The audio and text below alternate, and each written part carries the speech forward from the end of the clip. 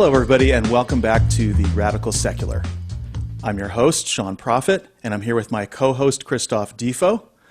And we have a special guest this weekend. His name is Matthew Remski. Matthew runs the Conspirituality Podcast, a podcast you should all check out if you haven't already. It's fantastic. And we're going to be talking a little bit about QAnon and the anti-vax community and the basically just the community of spiritual, I guess you would say, where spirituality crosses over into right-wing paranoia. I don't know if that's a good way of putting it, but first, before we get started, I'd like to do a few show notes. We are our email is theradicalsecular@gmail.com, and we are on Instagram at @radical_secular, and we're on Facebook at facebook.com/theradicalsecular, Twitter @radicalsecular, and YouTube. Of course, we are also a podcast, and you can listen to those podcasts at Apple, at Google, at Spotify, and Stitcher, and we're adding more podcatchers all the time, so stay tuned for that. And so at this point, I'd like to turn it over to my co-host, Christoph. How you doing? I am doing okay. I'm really happy to be here every week as usual. I'd just like to take a moment to talk about, before we get into the meat and potatoes of the show, talk about the Just Words Fallacy Medium blog we are launching. I sort of have been working to get that off the ground and get it rolling, and just sort of thinking about it as a narrative companion to the Radical Secular podcast. And so our goal is to get various writers from different backgrounds and different perspectives, just like we do on the show here, talk about a lot of the same sort of things we talk about on this show, but from a narrative perspective. I think we're really interested in finding out and talking about people's experience living a quote radically secular life, right? Like, what does that look like? What is that experience? So we can talk about things ranging from poetry to full on prose, whatever. So anyway, there'll be more coming up about that.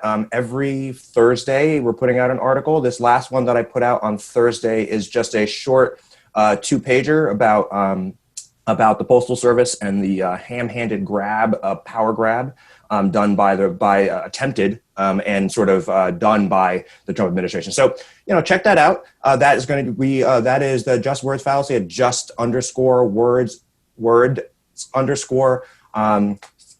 fallacy, and that is on Facebook, YouTube. Facebook, Instagram, most of those places. So anyway, that's a work in progress. More to come. Stay tuned in the coming weeks as I talk more about that. Fantastic. And so we should probably jump right in. Matthew, can you tell us a little bit about your podcast and your work and how you came to do that? Yeah, well, you gave, I think, a pretty good snapshot of the conspirituality movement. The word itself was first coined by a couple of academics in 2011, Charlotte Ward and David Voss.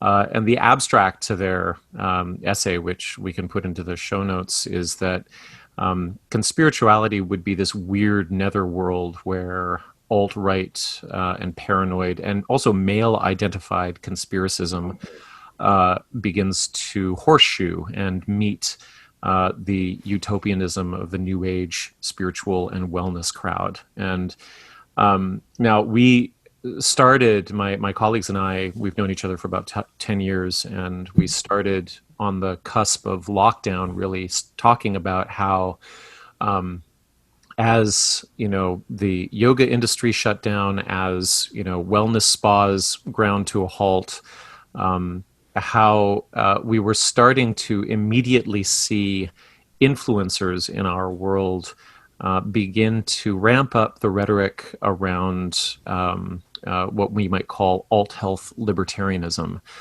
that somehow, being a yoga teacher meant that you had some special insight into public health, or, if you, used essential oils, you had something to say about epidemiology. So that was something that we noted. It didn't really surprise us. I think all three of us were aware of the parallel track over the past 3 years of the QAnon movement. And I think recently, over the last couple of months especially, we've seen that what we've studied in terms of where the seemingly progressive alt wellness community that is, doing self-care and personal development, and really is, the evolution of the human potential movement going back to the 70s. What we've seen in that politics, which is, seemingly progressive, or a lot of people seem to want to think that it's progressive. What we've seen in terms of its conservative turn is actually accentuated and brought to its logical and, I would say, like, fever dream conclusion in the mythology of QAnon. So we're starting to see that, this area that we started to dig in is actually part of a spectrum of conspiratorial and also mythopoeic thinking, and also, like, now I would say feverish thinking that we see culminating in QAnon exploding all over the sort of public face of American politics, and also being exported to the world. I think 71 countries now have their own QAnon Facebook groups defined by, these are groups that are sharing information that they've translated. So yeah, I'd say that QAnon is America's top export right now, and strangely, and that conspirituality is the context in which it is mainstreaming. Well, and you might even consider this to be like the first truly global modern religion, because all the other religions that are going on, I mean, I consider QAnon to be a religion. Do you agree with that?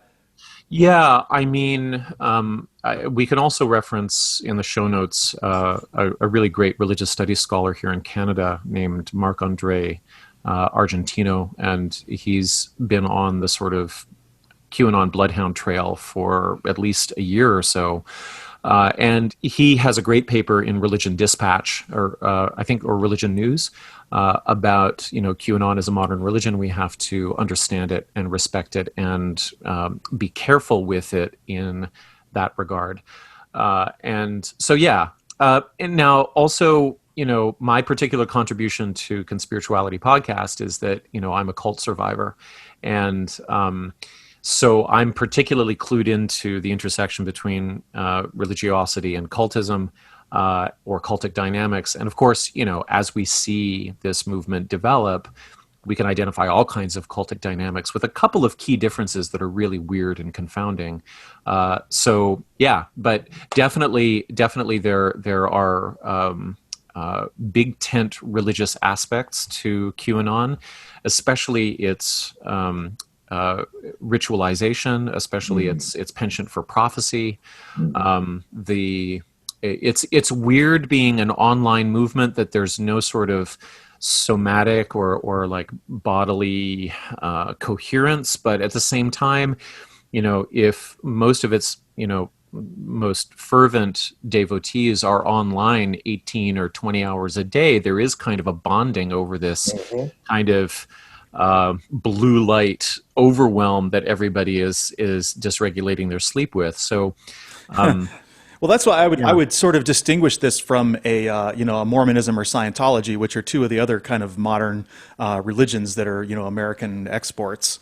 Right. And I think this one being an entirely online situation it's exactly what you said. And there is a prophet. The Q is the prophet.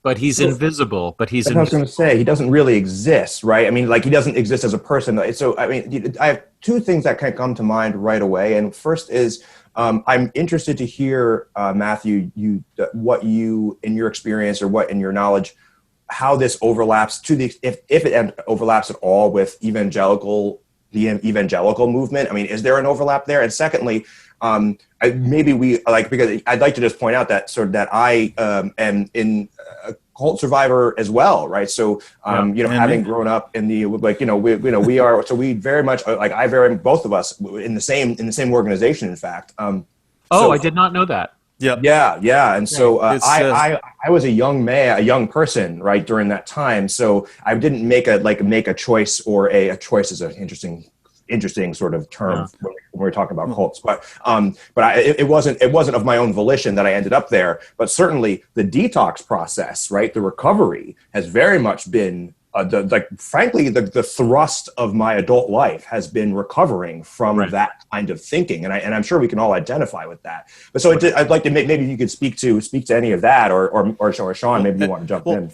First of all, I just want to say that in full disclosure, that the cult we're talking about is called the Summit Lighthouse. It used to be called Church Universal and Triumphant, and it was started by my mother and father, Mark and Elizabeth Prophet. So I have a completely unique perspective as being the actual son of the cult leaders, and I knew Christoph, I knew your father before. I really didn't, because I'm a bit older, and we didn't really grow up together. But we were in the organization at the same time. So this is extraordinary. So is this like a big reveal on episode 9? Have you disclosed this yet to your listenership? Well, we don't really. This is our first show about cults, so it's the first time it would really be appropriate to bring it up. We're political commentators, really, and talking about the intersection of politics and religion generally. But this is the first time we've actually gotten into this cult aspect. Yeah, well, it's amazing, and I commend you both for being able to connect over that, but then also develop into your current political interests. It's really great. I mean, your question, Christoph, about overlaps with evangelicalism. That's not really my field of learning or study. I do know just historically that some of the keywords within the mythography of QAnon date right back to evangelical movements into the 19th century. So there's been 2 or 3 great awakenings, as I understand it, involved with various purification or reform, Protestant reform movements that have had evangelical elements to them in 19th century American history. And so when, it's interesting because a phrase like the Great Awakening, which is part of the promissory language of QAnon, is used, it can sound like it's referring to something broader or less, sort of denominational. Or so the person who uses it that I'm thinking of, who I've followed very closely, is a person named Dr. Christiane Northrup, who is an obstetrician and gynecologist, and she's written basically one of the Bibles of women's health, sort of second wave feminist women's health. In the 1990s, I think, or 80s, she first published it with Hay House. But she has an incredible amount of social capital for everything that she's done for women's wellness, and she's integrated conventional medicine with alternative health practices in a way that's been very appealing to people. And she now has 500,000 followers on Facebook, and she's spending all of that social capital basically acting as a front for various QAnon content rabbit holes. Now, she hasn't said openly that she's pro-Q, or she hasn't used the "where we go one, we go all" hashtag, but the whole title of her selfie video series over the past several months, or since April actually, is The Great Awakening, and then she does tweet QAnon sources and things that are soft Q or Q related, like references to Pizzagate and so on being real. And so now how that interacts with evangelicalism, I'm not exactly sure how much of her demographic would already be Christian, but I think the really amazing thing about QAnon is that it is able to clothe its most hallucinogenic and morbid qualities in the language of other movements. And that's part of what's happening on this very day, as there are hundreds of protests around the world under the hashtag of Save the Children, which is actually co-opted from, real social work organizations that serve trafficked children. Of course, they're directing that attention through the attention economy of social media towards their deepest mysteries. Wow.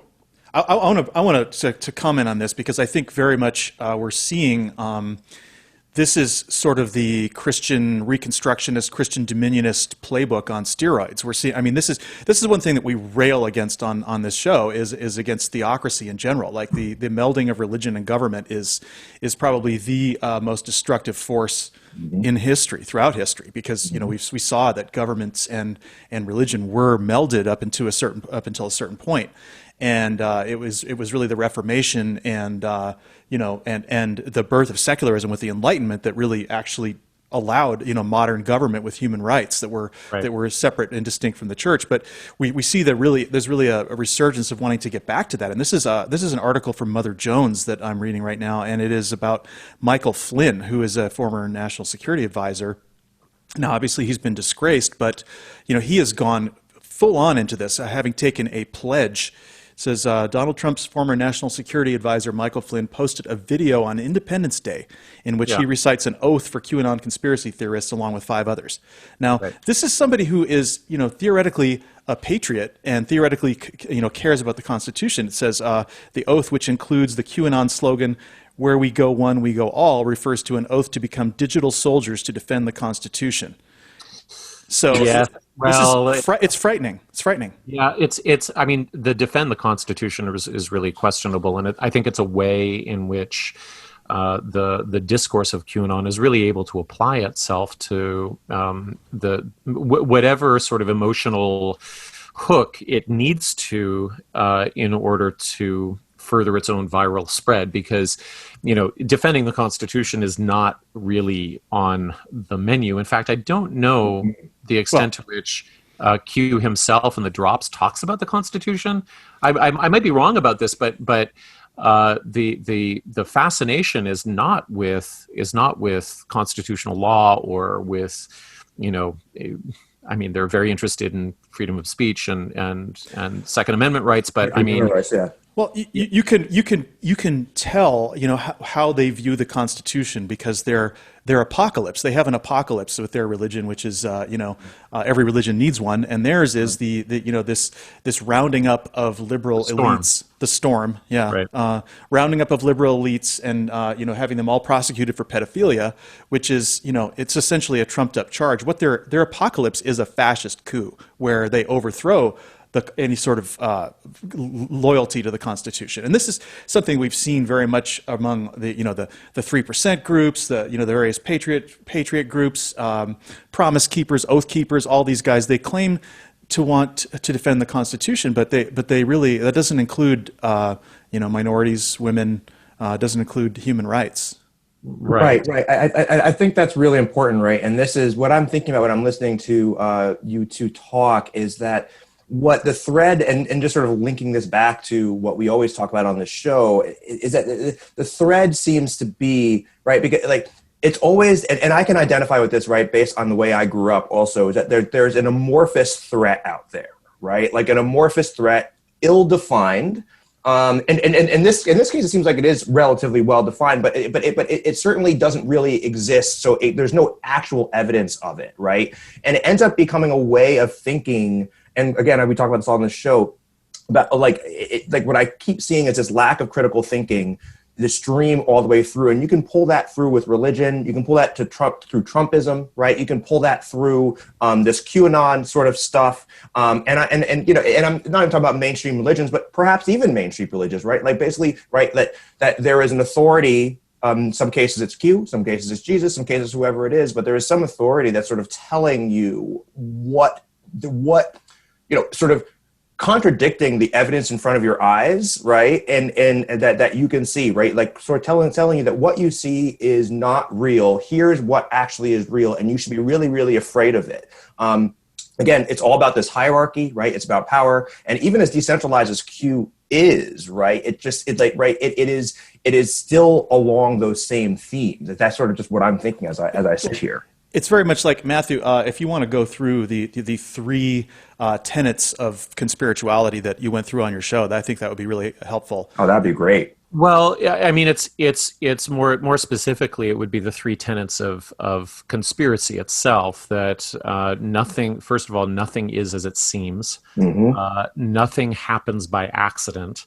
and everything is connected. And you're quite right that, like, in theoretical terms, those three principles could apply to most religious institutions and their philosophies, their creeds, going back to time before mind. What I think is what seems to be distinct about conspirituality is that it is market driven. Rather than sociologically driven. What's unique about QAnon is that it seems to be driven by, like, some sort of deep, almost like archetypal fascination with a particular kind of horror. I mean, let's just be clear with the listeners that at the heart of the QAnon mythos is that the world is controlled by a cabal of pedophiles who raise and farm and assault children to extract from them chemicals that will keep them alive.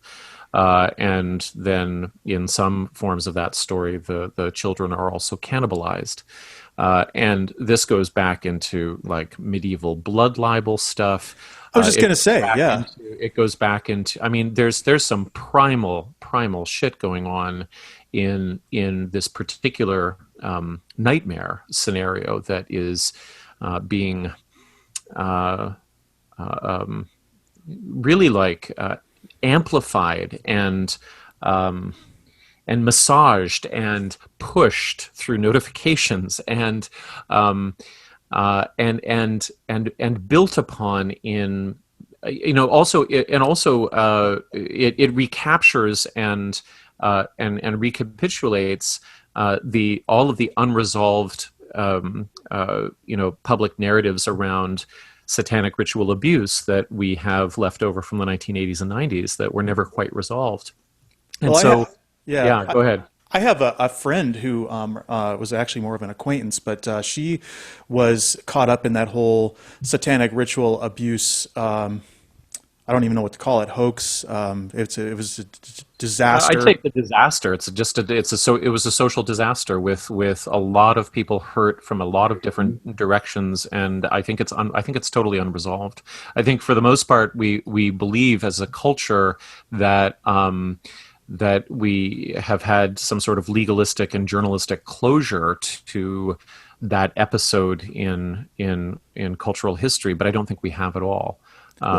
Maybe we should explain that. For the listeners. Yeah. Well, I just wanted to tell this anecdote because this was someone who I just met and became friends with, and she, we were having dinner one night, and she said to me that she came out and said, "Oh, well, my parents were involved in satanic ritual abuse, and they abused me, and I've been in recovery, been recovering from this my whole life." And I'm like, "Really? Do you remember this?" "No, I don't remember it."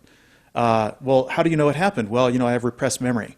And so she went on and on with this, and these are just normal parents living in Thousand Oaks, California, right? It's like, these are just like, and their daughter actually believes that she was ritually abused, in a satanic cult as she was growing up, and it's like, I don't think this woman has ever recovered from this, and I'm certain it never happened. Okay, well, not funny, but I keep it. I know this isn't funny. It's a little funny, but it's just so outrageous. It's so outrageous, these claims. I mean, drinking blood. I mean, you're just like, wow. Anyway, sorry, Matthew. No, but I think what we have to be sensitive to is that something happens. Something happened, and the difficulty with there's a great resource from the CBC. It's a podcast called Satanic Panic, and I'd recommend it to listeners who, if you're podcast friendly, it really goes in depth into a particular the version of that we had here in Canada in the 1990s in Saskatchewan, which followed the typical pattern that erupted through the daycare world in the United States, in which dozens, if not hundreds, of daycare providers were accused by children's parents generally of various ritual forms of abuse, but with thousands of charges and hundreds of thousands of hours of prosecution, many convictions, but many convictions overturned, but then also almost no forensic evidence whatsoever for any of the claims that were being made.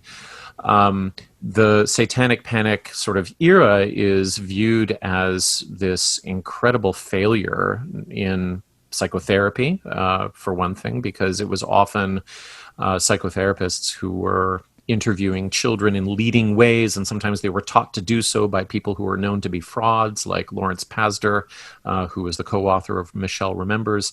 But anyway, the consensus narrative around the Satanic Panic is that all of these claims were nuts. It was a social hysteria. It came out of nothing. It came out of nowhere. But I think the deeper issue is that what ends up happening with inflated claims is that they obscure the real issues of domestic and child abuse that are never really occurring in such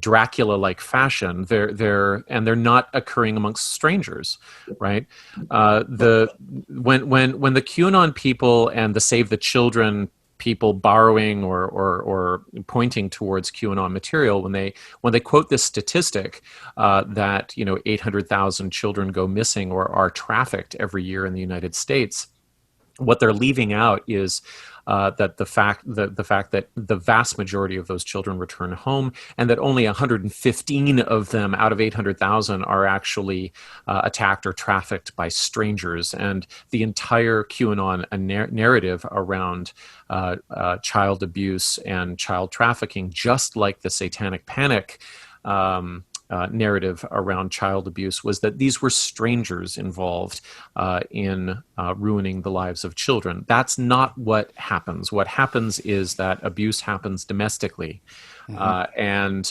abuse happens intergenerationally, and abuse happens between people who know each other, right. And that's what ends up getting lost, and that's probably one of the biggest tragedies of the protests that are going on today, because the Save the Children hashtag is not saving the children. It's like offloading and psychologically projecting the problem outward when more often than not the problem is at home.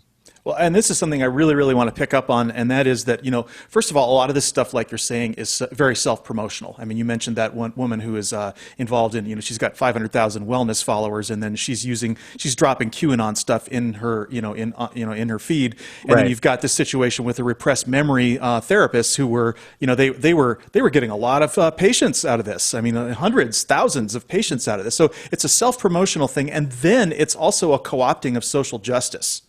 All the different social justice language across the board. Right, definitely. Now, with regard to the wellness influencers who are gesturing towards QAnon material, but using the language of conspirituality, they're walking a fine line. They're playing chicken with Facebook moderators. They are playing chicken with the more progressive elements of their audience who would buy, a sudden interest in the Save the Children hashtag, but they certainly wouldn't buy, a full-on video post about, how the Clintons are satanic or something like that. So what a lot of wellness influencers have to do is they have to find this kind of sweet spot where they can latch into the emotional contagion that is being churned up by QAnon and ride that on the attention economy of their social media platforms without fully endorsing. Yeah, mentioning it instead of rather than mentioning it, pointing towards it, sanitizing the language, domesticating things, making things beautiful. There's a beautiful Mother Jones article, I think, recently about Instagram wellness influencers who are making QAnon beautiful. So yeah, there's a way in which the wellness world, in the same way as I think the Christian church and evangelical world are providing almost laundering or front operations for this particular conspiracy theory that, as we've said, is erupting into its own form of religion. And I want to return to that as well, because, as all of us being cult survivors, I think, you've probably gleaned, and this is where I kind of started on the podcast with my colleagues, is like, I'm the cult survivor of the three of us. Actually, Julian is too, but in different ways. But, I've approached the influencers who are peddling this stuff in terms of looking at the cultic dynamics they deploy, especially, trauma bonding, or, fostering a kind of like confusion between love and terror in their audience, or, indulging in intrusive eye contact. And, there's all of these sort of like cultic techniques. But then when you look at Q, it's leaderless. There's prophecy. There's a prophet. We don't know who it is. We have some clue about who might be behind it, in terms of like Jim Watkins and his son at founders of 8chan, or the guys who run 8kun now. But like, have we ever encountered a cult without a leader? And this is where everybody's interviewing Stephen Hassan about QAnon right now, and he doesn't know. Pardon me? He doesn't know what's going on with them. Well, that's what I was gonna say, is that like, he has some really useful models. I really enjoy talking to him. I interviewed him for our podcast. I know he's helped a lot of people. I know there's a lot of people, whose skin he gets under. But the fact is that cult literature and cult recovery literature is pre-digital. And, it's that like... was not a criticism of him. I'm just basically saying no one really knows what this, or, everybody's trying to kind of figure it out, including the people who are in it, really. Right. But I had an insight that I want to run by you guys, because like, if you look at like John Jalalich's model of the sort of cultic, constellation, she says there's charismatic leadership, there's a transcendental theology or ideology, and there's systems of informational control and systems of behavioral control. But like, charismatic leadership is at the forefront, and that's like super clear in everybody else's models as well. And I'm like, okay, well, QAnon seems really cultic, but where's the charismatic leadership? And then I finally understood what everybody's talking about when they use the word gamification. Just like the fact is that people who follow this thing, they believe they're heroes. They believe they're heroes because their job as QAnon devotees is to interpret the drops. They get these cryptic messages, which are like total bullshit, complete, utter gobbledygook, totally contradictory. They're predictions that don't come true, and they have to come up with all kinds of like amazing mental gymnastics to make anything work or anything make sense at all. But they're on a journey. They get to Joseph Campbell the shit out of this stuff, right? Like, they're able to totally be involved, and they gain social media followers based upon how eloquently they can interpret the Q drops. And I'm like, oh, that's it. So the charismatic leadership is actually aggregated. It's actually played out amongst the membership through this competitive gamemanship that they're involved in, and I think that's part of the answer. Is that it is cultic, and it can be leaderless, and it can have a transcendent ideology that nobody can quite define. But it doesn't matter, because the power of the movement is really rests in the fact that everybody's playing the same game, and they're playing it sort of with each other and against each other at the same time. That's really fascinating analysis, and I think that makes a lot of sense. I think what's really brilliant about QAnon and sort of in the sort of modern the modern movement of that ilk is that there is no leader. So, compare that with a Jonestown, or compare that even with our own personal experience in cults, right? Where there were predictions, end of the world predictions that didn't come true, right? And then all of a sudden, cult, there's a steep drop off in membership after that, right? Totally. Right. And so, and it's a lot easier to sort of do that when you can attach it to a face, right? Totally, because that guy failed. That guy right, exactly. That guy failed. So let's all bail. But it's a lot harder when it's diffuse, right? And there's no actual person making the calls. Not only did that guy fail, but that guy might have died. That guy might be in jail. Exactly. That guy might have been canceled because we found out that he was raping everybody. Like it's actually kind of, there's some sort of peak cultism going on with QAnon, with the leader being either non-existent or completely anonymous forever. You can't. It's like God himself, right? Like you can't. How are you gonna cancel him? Exactly. It's perfect in that way. It's perfect in that way. You can't disprove it, right? And so and I think, you know, I think it's really like brilliant in a sadistic or in a nefarious way, in the sense that it doesn't it doesn't, I lost my train of thought there, but it doesn't require I lost my train of thought. It'll come back. I do this all the time. Yeah. So it's what it is. There's a lot of proof burden shifting going on, which is what happens with religion in general. You know, like an atheist will say, "Well, there's no evidence of God," and then the religious person will say, "Well, prove that God doesn't exist." And so in this case, it's like, prove Q isn't real. Prove these things aren't true.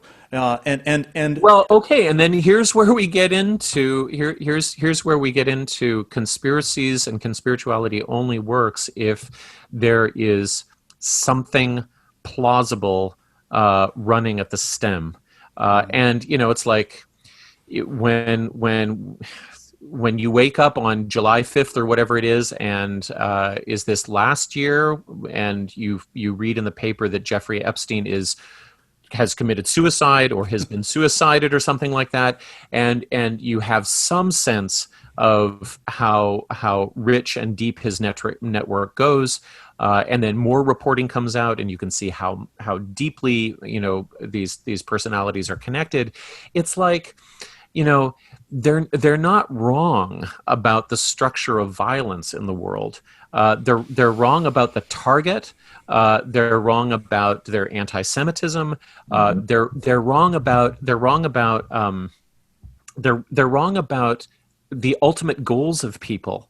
But like, why are they wrong, and why does it have to be so inflated? You know, why is it? Here's what Harvey Weinstein just wants to, like, you know, masturbate in front of people. Like, why do these bad guys also have to want to eat children? Like why the escalation? Why? It's really wanting to, because if you want, it goes back to the blood libel. If you want to commit genocide, or if you want to really hurt a group of people, if you can demonize that group of people in the worst way, then you can marshal other people to go and kill them. I mean, the blood libel has resulted in hundreds, if not thousands, of murders of Jews over the years, and I can guarantee you that this QAnon is going to result in killings, and possibly. For sure. It's starting to go that way for sure. Yeah, I mean, and I actually haven't. I mean, I'm sure there has to be a raft of literature on this, but I'm wondering whether the prevalence of the blood libel in, like, you know, North European Imaginarium makes the Holocaust that much easier to sort of happen. That there's obviously an acculturation of anti-Semitism and pogroms that are going on for centuries, but even on that level of sort of fairy tale fear told around the Christmas tree or around, you know, at Halloween or whatever it is. That just, it becomes part of the mythic landscape.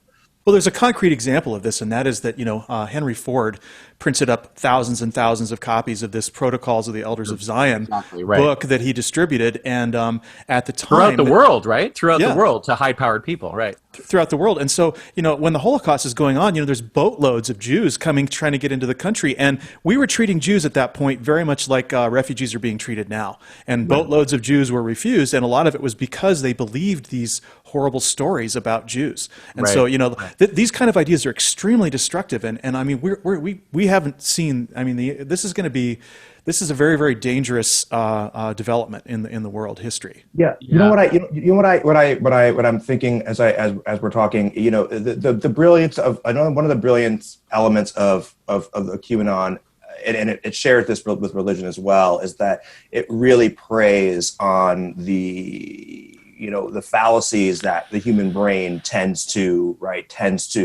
fall into, those sort of traps, right? So among them, of course, is like we see patterns, right? We're pattern recognizers, right? As a human animal, that is what we do. We recognize patterns, and so we're like, our brains are wired to do that. So like we try to make sense out of random facts, and when we do that, and especially if somebody is going to give you information just enough that to pique that sort of that evolutionary interest and sort of get you going, I think that is really a brilliant strategy.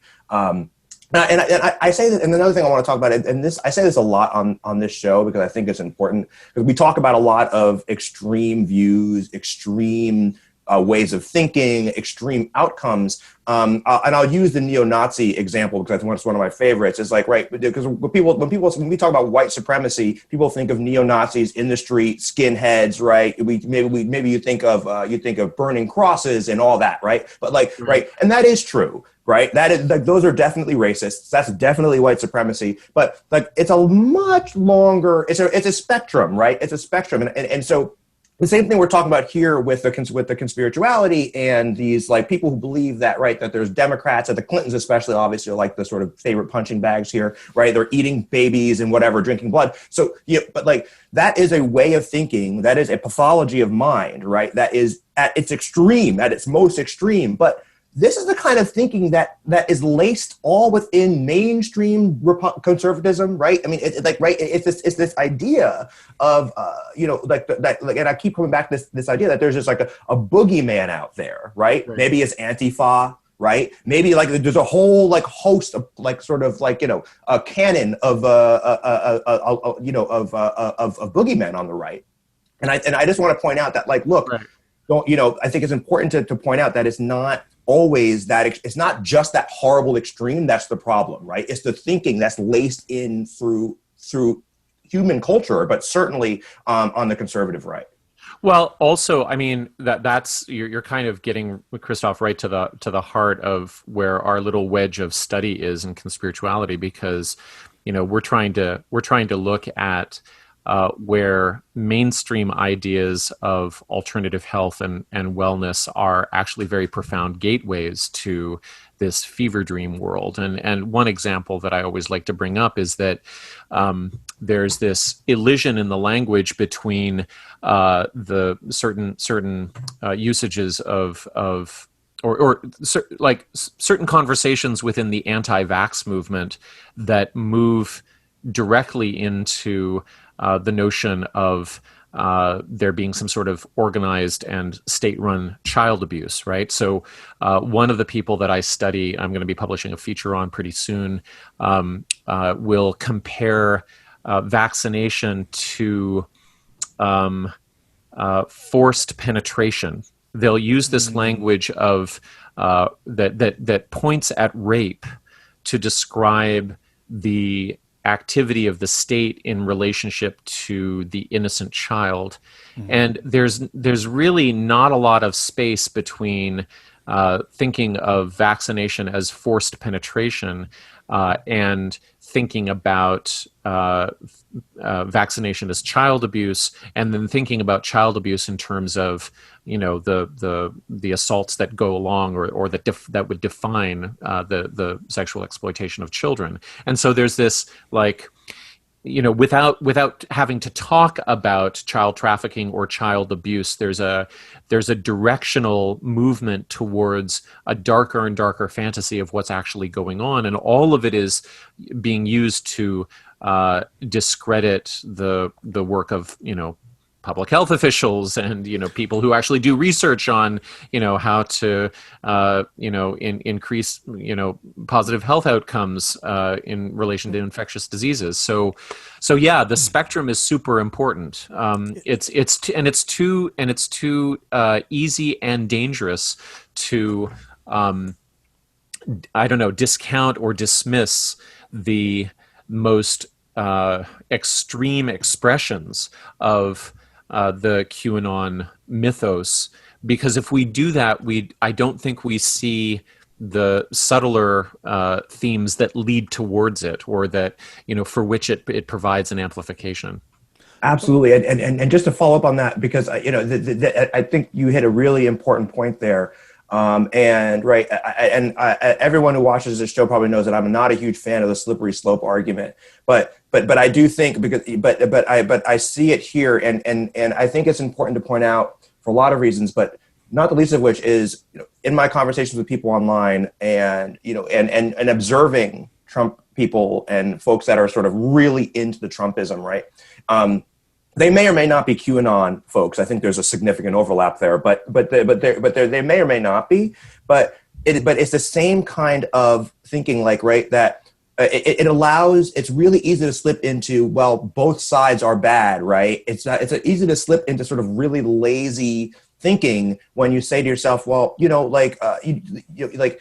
the news is reporting X, Y, and Z, but the news is all a bunch of X, Y, and Z's, right? And X, Y, and Z usually means Jews, right? Like, right, Jewish people, right? That's typically like that part of that cabal, right? But again, it's like this idea that, like, no, we are just not going to trust facts because because I heard over here somewhere that a counter story, and that counter story has the same credence as this story in my mind, right? This sort of false equivalence, right? Because it's this sort of, I think it's like this, the way, a crisis of thinking, and it starts that small of just saying, like, oh, the lamestream media, right? And next thing you know, right, it's not that much of a leap to say, well, if the mainstream media is lying, that means there's a cabal behind it, right, putting out bad misinformation and then, well, if that, then anything, right, then you can start believing all kinds of different stuff.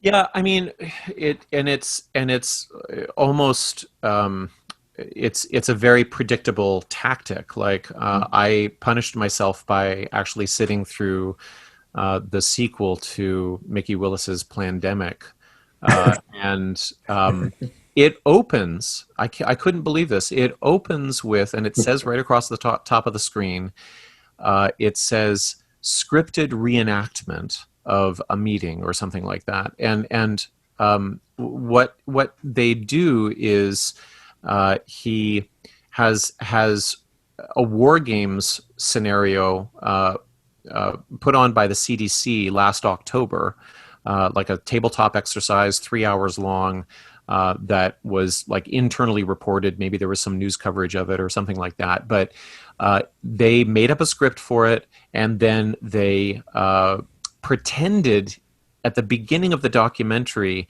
that they were reporting on what was actually a war game scenario, like, how do you plan for a pandemic? What are we going to have to be aware of? How are we going to, deal with the media stuff, and how is our public relations in place, and all of that?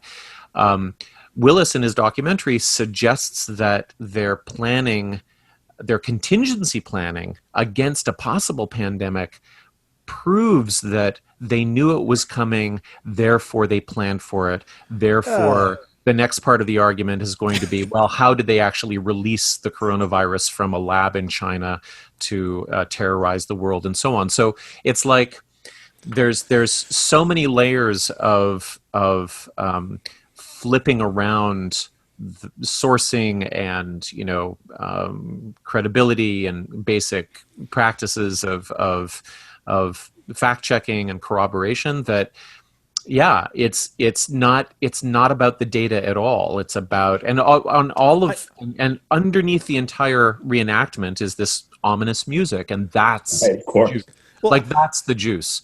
It's like the people, when you say there's a crisis of thinking, it's like I agree, but it's almost as if before we even get to the point of whether we're thinking critically about something, there's millions of viewers that have just been biohacked by this fucking stuff, right? It's like, right. Here's the thing. I mean, I was a television editor for about 25 years, and so I'm well aware of how you can manipulate people's attention, how you can tell stories. You know, you can rearrange footage to tell stories. Reenactments are like, it's like open season. I mean, you can turn a reenactment into anything. You know, so Right. it's like, and people think it's news. They think they're watching a documentary, and it's a dramatization. But I actually want to like kind of draw back to a bigger picture here, because I see a lot of this as really coming from anti-modernity bias. I think there's a, you know, especially because we're seeing technology and science, you know, is really encroaching a lot on human life. We're starting to figure out, you know, who we are as human beings, that we're biological machines essentially. And so, you know, the sort of values of human identity that we've had, you know, being tied to the land, to tribe, to all of these, you know, to traditions, these things are all breaking down, and we're starting to realize, you know, as with global travel and globalization, you know, that we are all really the same, and that's threatening a lot of people's identities. And so a lot of this is part of it's part of the anti-globalization movement. It's part of, you know, anti-government, libertarian, and so. You know, they're so, because what has happened to the world has been so good for human health, and we're you know, a lot of the constant warfare that used to happen has really died down, and you know, we're living at actually one of the most peaceful times in human history now. And so, you know, they have to manufacture a reason why this is a bad thing, because they see it as a threat, even though objectively, if you measure the quality of life in society, it has gone way up. I mean, it's gone dramatically up, you know, over the centuries. And, you know, infant mortality and death from preventable diseases and all of these things has gone so far down. And how do you argue with that? So if you're somebody who is arguing for tradition, you have to find a way to kind of turn this into a bad thing. And so I think that's a lot of what's like, because when you were discussing, you know, the idea of you know, vaccination as forcible penetration or rape, it's like, no, it's a public health intervention. How would you, if that's bad, what do you consider surgery? You know?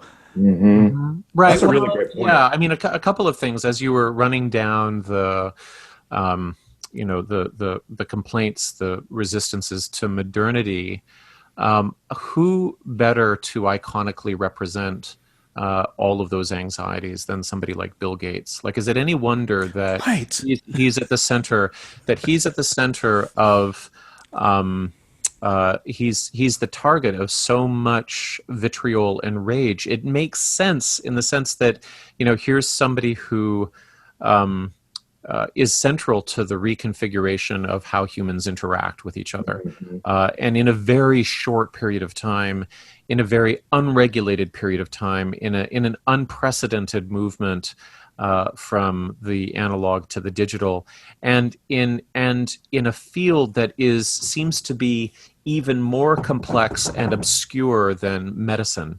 And so then there's this combination in the fantasies that people have about Bill Gates and his interest in public health and medicine, that somehow these two areas of, you know, incredible complexity merge in this miasma of evil or at least disconnection. You know, that you know, he's such a strange villain to point the finger at, but there's something about his, you know, kind of bland voice and his, you know, nerdy disposition and his, you know, kind of whiny voice that makes people feel, I think, that the world is run by a teenager who didn't grow up and kind of isn't emotionally mature and is you know, maybe dissociative or just isn't like there's just something weird about how he's been targeted, that he is but also it's sensible. It makes a kind of like literary sense or poetic sense. You know, he's banal, and that's another force of or a point of rebellion I see in the conspirituality movement.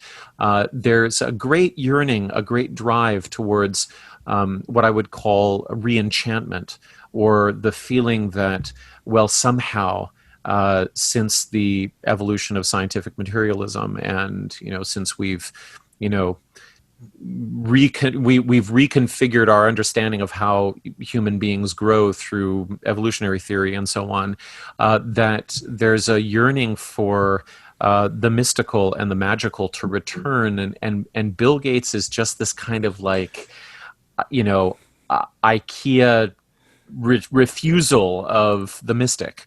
And he's spoiling the party. He's spoiling the party. Yeah, well, I mean, but he is the. I mean, he is the party at the same time. Mm-hmm.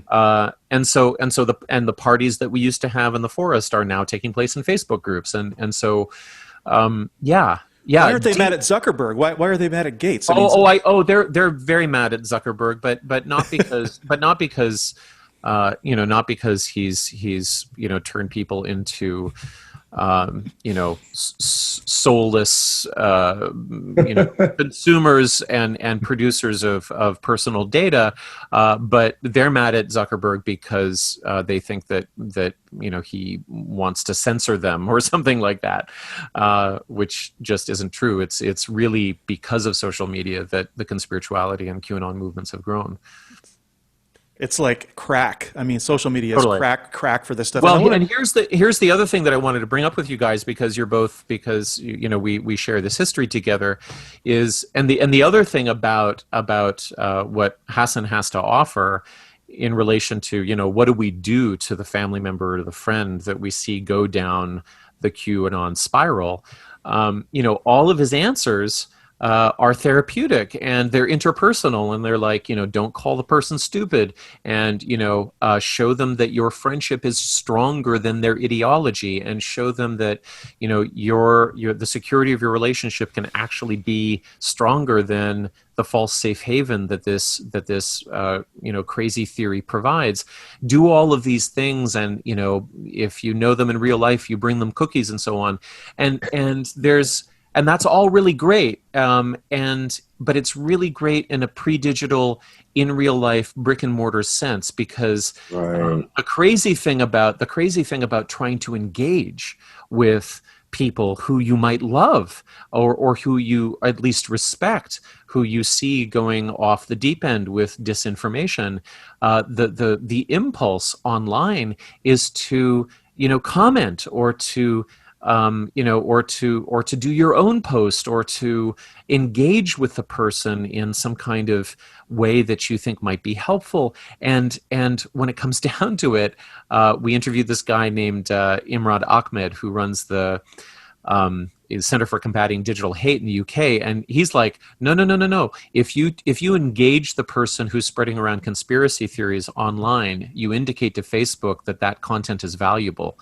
and they will boost it, and they will boost it in their algorithm. And it's like not only is social media boosting bullshit, but it's actually weaponizing our empathetic instincts. To help people or to engage with people. It's extremely evil, actually, and totally amoral, because I understood that what they wanted to do was to keep us online. I didn't understand until the last couple of months that in order to keep us online, they're willing to weaponize our willingness to repair relationships with each other, because when we do that, when we actually spend time discussing, QAnon with our aunt online, we actually spread the message. We spread that virus. It's the way, I mean, what, according to Ahmed, what you actually do is you treat QAnon like COVID, which is you socially distance from it, you put on a mask, you bubble if you need to, and you isolate people who are sick. Absolutely. This has to do with something that I kind of, I started blogging about 20 years ago, and when I left the cult, I was really kind of trying to document my experience, and I ended up getting into a lot of arguments with Christians and former cult members and stuff like that.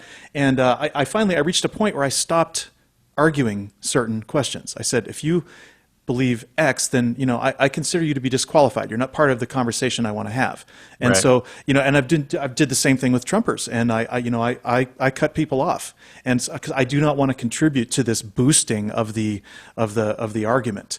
And Right. I feel like, we have to, because what we've lost, and there's been a number of articles about this. There was one in the Atlantic, and there's been a number of them about, America's basically in an epistemic crisis. And Yeah. the epistemic crisis is really, it covers the whole gamut, from religion to conspirituality to anti-vax to flat earth, and what I want to say about that is that I think that a lot of these beliefs are in fact performative. I really don't believe that there are people who think that the earth is flat. I would argue, even no matter how earnest they are, no matter how much they insist to me that they believe that, I'm going to say, no, you don't. You're lying to yourself and you're lying to me. Right. Lying to yourself is an interesting thing, right? Definitely. It's an interesting claim to make about a person. You can't. I remember having that thought too. You can't possibly believe this is true. Because we're talking about people who are older, who are otherwise rational in so many different ways, right? People who have jobs and they go to them, right? And they have to perform certain activities, right? I think about this with Trump, with folks that are in the Trump world orbit, but that aren't the rank and file Trumpists, right? But who are, an elite person in New York City, right? I live here in Jersey City. I live right next to New York City. There are some wealthy people that are running around that are huge Trump supporters, and they're Trump voters, and they contribute money. So the question, and that I think ends up. That's why I think about lying to oneself in that context, because I just don't see that a person who's able to be, say, I don't know, a big banker and is really good at X, Y, and Z and is very, very bright on X, Y, and Z is really, really that unable to see reality such that he says, yeah, you know what, Trump is doing great things. Now, he can be blinded by selfishness, right? By ambition, by I just don't give a fuck about other people, and I just want my taxes cut, and I get that. But you have to be able to almost. I'm not a doctor. I'm big on disclaimers on this show. I'm not a doctor, and right. but as a matter of neurology, or as a matter of brain science, are people lying to themselves, cutting off some part of their higher brain, or just tapping into their lizard brain, right? And able to look past obvious flaws of logic. Yeah, well, I don't know the answer to that question. I can say for sure that the tactics that we study being used by the conspiritualist influencers that we cover on our show are absolutely rooting around front brain functions for sure. And a great example of this would be, maybe we can throw up. No, that would spread it around. I can just describe. There's a guy named Zach Bush, who's one of the many sort of renegade medical doctors that is lending credibility to COVID denialism. And he's an internist. I think he does hospice care. He's a triple board certified legitimate doc. I think I can't remember where his clinic is, but it's a private clinic. And he markets, earth tonics for improving your microbiome and stuff like that. But he's become a darling of the COVID denialism circuit. Now, where that links into the slope towards QAnon is that the claim is made that COVID-19 is a hoax, or it's greatly exaggerated, and public health officials are asking us to wear masks because they want to test us for restricting our freedom of speech, or they want to test us for, submission signaling. And of course, this is all a test run for vaccines that will be dangerous and that will provide tracking devices. But that, of course. But how does a vaccine provide a tracking device? This is the idea of the microchip. That is it's the wildest thing I've ever heard. Right. Well, I mean, these people are like they're typing this shit into their social media accounts from iPhones that are tracking them wherever they go. So they don't really. Yeah, that's just So like, it's what are you talking about? Right. But so anyway, Zach Bush is a darling of this movement. You know, he'll go on Del Bigtree's anti-vax program, the High Wire, and you know he will lay out outside of his lane. I'm glad to hear you talk about disclaimers, Christoph, because these guys make no disclaimers whatsoever. You know, he's triple board certified, but he's talking about COVID. He's never treated a patient. He doesn't know any of the epidemiology. He doesn't quote any of it. He's on there to charismatically talk about how conventional doctors, you know, are brainwashed by germ theory and stuff like that. But here's the thing. You know, there's a kind of gish gallop of, I'm going to provide a whole bunch of arguments that you can't, you know, even take the time to investigate, that are all designed to convince you that every public health official in the world is lying to you all at the same time in slightly different ways, and that this is all a hoax, and therefore you should, you know, either buy my gut soil or eat more yogurt or something like that. And then, but then the thing is that he'll do that for half an hour, and then before every interview ends, he will like basically switch gears. And you guys would love this because, or maybe you'd hate it. I don't know. Maybe it would be totally triggering. He flips into a complete transcendental sermon. He's like channeling Jesus Christ or something, talking about how, you know, the main problem that we're facing as a human species is that we're afraid, and, you know, the powers that be know that fear, you know, suppresses our natural understanding that we're actually beings of light, and that, you know, if we got over our fear of death, we wouldn't have to wear masks. And there's this like it just goes off completely. He's not speaking as a doctor anymore. Right. He's speaking as a charismatic preacher, and that is a really clear indication that it's not about data. The interchange is not about ideas or about, you know, slowly and conservatively and carefully working towards a reasonable answer in a scientific manner. It's about communicating some kind of charismatic demand upon the listener. And the keynotes are always, you know, we're an amazing species and we should be terrified. And we have access to eternal love, and there is a satanic cabal that is trying to suppress that. It flips back and forth, and that itself is a deeply neurologically torturous technique to scramble the signals for love and terror. And that's where Alexandra Stein on disorganized attachment is so incredibly important, I think, in understanding what these people are doing. They are trying to scare the shit out of you, and then they're trying, you know, with one hand, and then they're trying to offer you love and utopia and transcendence in the other. And then they juggle this back and forth like they're like, literally jugglers on the Muppet Show or something like that. And that's the shtick. And it creates a bond,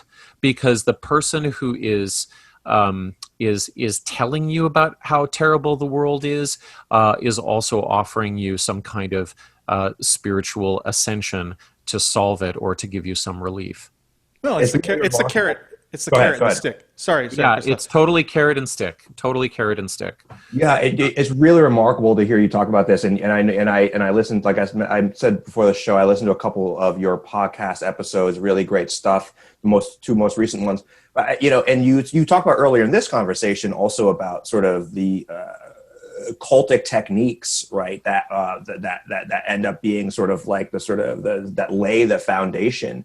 And as you're talking, right, like, you know, I was thinking today, I went to Lowe's today, of all things. I don't know, whatever. I went to Lowe's. I actually went out of my way to drive to Lowe's instead of Home Depot, because Lowe's just strikes me as a better store, and Home Depot guy just a complete piece of shit. But whatever. No.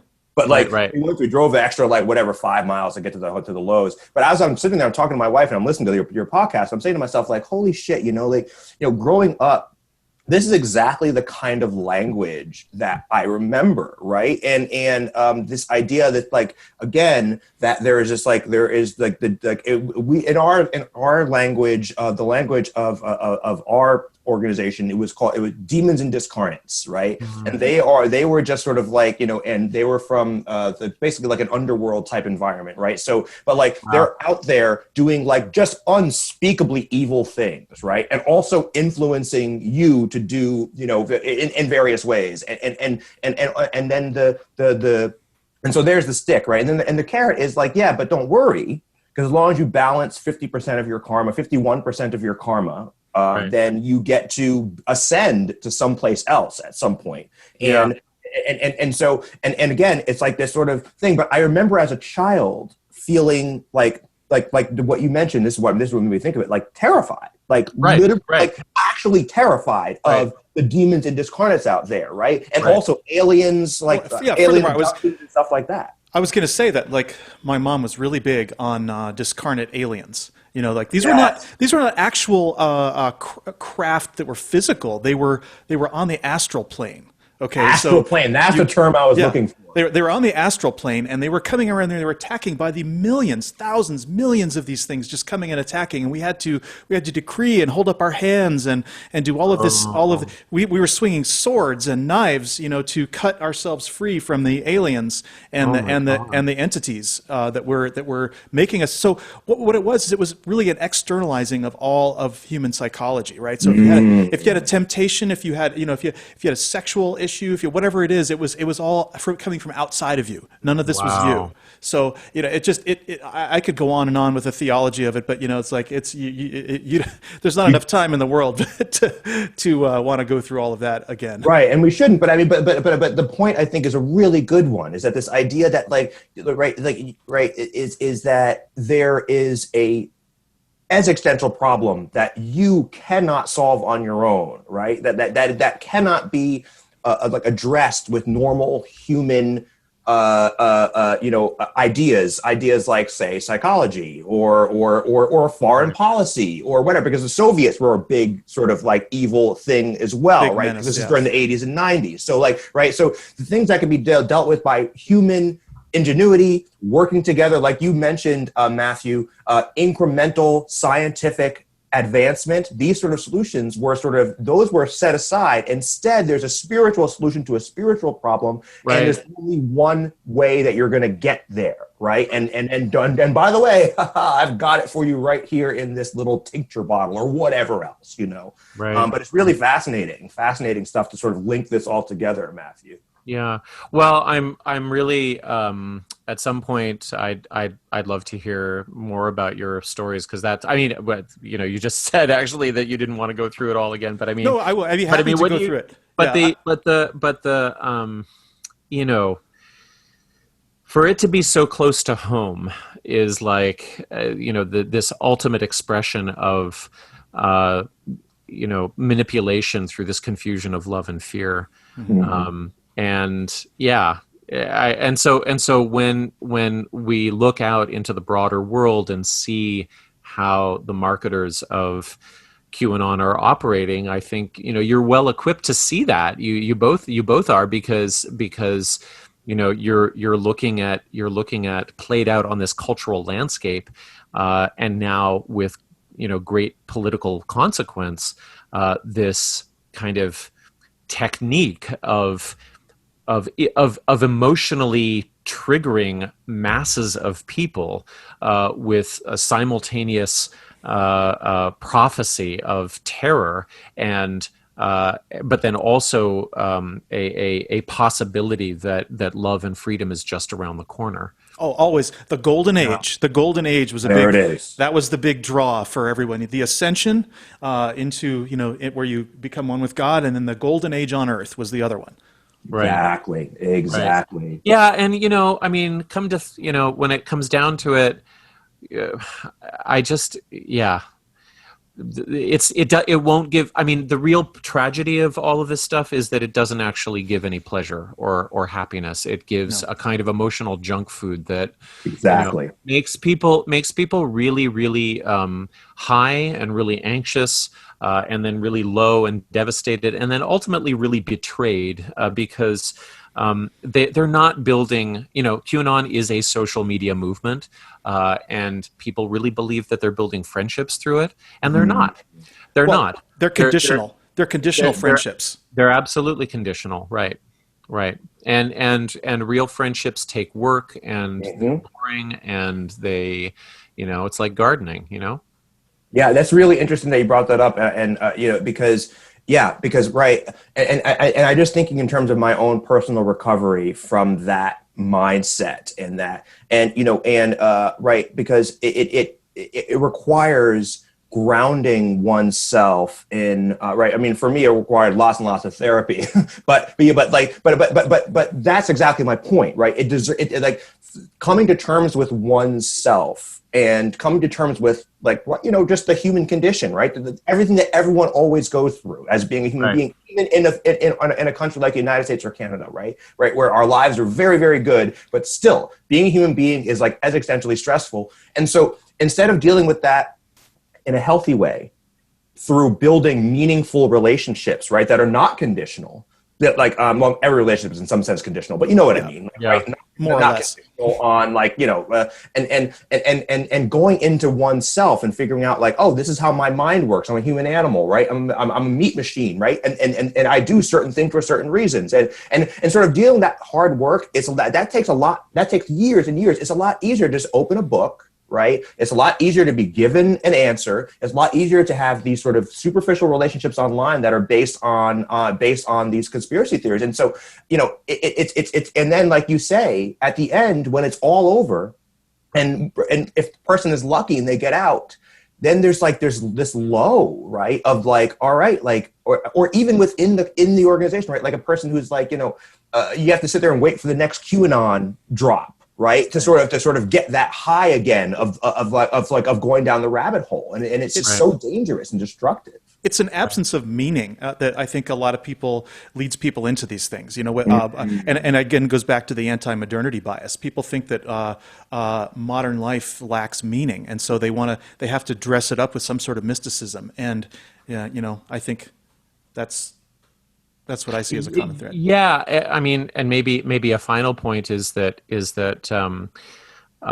people are hurting, and that I think there's a relationship between people's ability to express that hurt, other people's ability to listen to that hurt, and the creation of a rich and now escalated and now feverish mythic poetry that is at the heart of a movement like this. I don't think, yes, there's manipulation. Yes, it's probably being gamed by foreign agents. Yes, there are people who are, monetizing it. But at the same time, there's also something very primal that speaks to existential issues around the body and around, dying and who's in control, and, whether or not peace is possible. And also, is there anybody in authority that we can trust? And all of those things are all wrapped up together and just fed crystal meth in this particular poetry, really, in this mythos.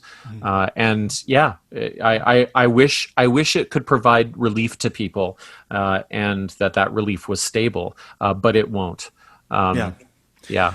Well, before we go, I want to make sure that we haven't done our T-shirts yet, and right. One of our things at the Radical Secular has to do with just we do believe and assert that the best way to find the truth is rational inquiry and science and T-shirts and this one is Picard. There are 4 lights. Yes. And to those who don't know, this was a scene where Captain Picard is being tortured by a Cardassian, and he is being asked to see 5 lights. And this was reminiscent of the scene in 1984. Where it was with the 4 fingers. So anyway, this is the primal scream of rationality against against being, the fascist, overlords trying to cram this stuff down our throat. And Right. and by the way, that this, even though this is seemingly an anti-establishment conspiracy with QAnon, it really does become sort of part of the establishment in a way. Oh, for sure. Absolutely. Yeah. Yeah. Yeah. But There Are Four Lights was almost the name of this podcast, by the way. So like that's how central that is to Right. our whole Yeah. thing. Right. It's really central. This is also central. This is the anti-fascism logo. I just got this shirt recently. I'm actually kind of in love with it. That doesn't really need much more explanation other than like we are anti-fascist here. I think everyone who's listening to this is really actually anti-fascist, and most people are. So let's, and the demonizing of Antifa and all that, right, is sort of a nice straw man that the right likes to put up. One of those boogeymen that I always talk about that the right likes to hammer away at. So, I got the invite about the T-shirt, and I just have to say that all of my T-shirts are mainly crummy swag from yoga conferences that I used to go to. And so I've got, but actually this is from, I don't know if you can see, it says Yoga Festival Toronto. And it was, I actually directed it for a couple of years. So it was the one good one that I went to. But instead, so anyway, the T-shirt isn't that meaningful, but I do have, my 7-year-old gave me a birthday mug. It is an "I am your father" Darth we love Vader that. mug, I think that's our covenant, where he understands that I have been on the dark side from time to time, but that he can always redeem me at the end of my life. Oh, that's nice. awesome. I like that. Yeah. I love it. Thanks a lot, guys. Oh, we really appreciate having you here. And so I guess it's time to sign off. And again, I will give you our information. We are The Radical Secular. Email us at theradicalsecular@gmail.com. Follow us on Instagram at @radical_secular. Facebook, The Radical Secular. Twitter, at Radical Secular. And our podcasts are at Apple, Google, Spotify, and Stitcher. Thanks for watching, and we will see you next week.